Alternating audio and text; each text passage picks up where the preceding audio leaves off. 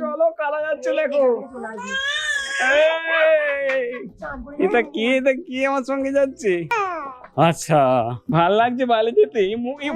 সাহেব বাবা থাকবে গো। দেখো আমরা যাচ্ছি সপ্তমীর সময়, দেখি মাকে একটু দেখানো যায়। যাই না সামনে খুব বক্স বাজবে কিনা, তাহলে ভেতরে ঢোকাতে পারবো না। মনে হচ্ছে সামনে দুম ধারাক্কা বক্স বাজছে।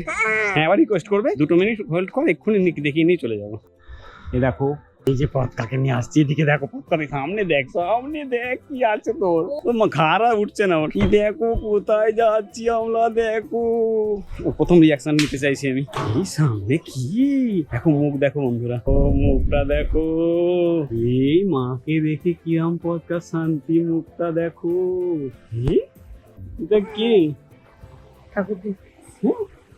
এটা এটা কি ননো করো, হাত তুলে ননো করো। মা আমাকে রক্ষা করো মা, আমার সব রোগ মুক্তি করে দাও মা।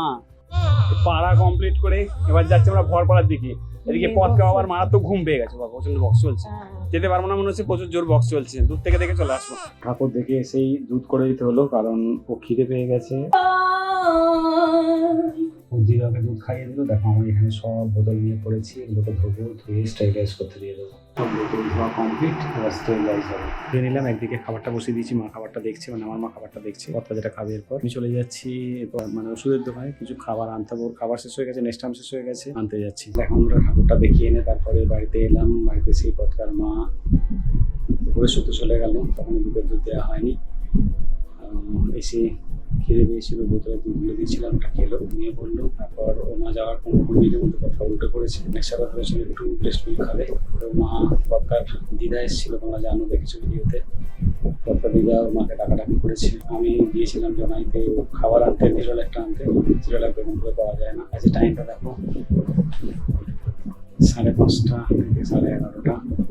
কালকে রাত থেকেটা ওর মা সামনে এসে বলে এটা আমায় প্রতিবেদন দিতে হচ্ছে।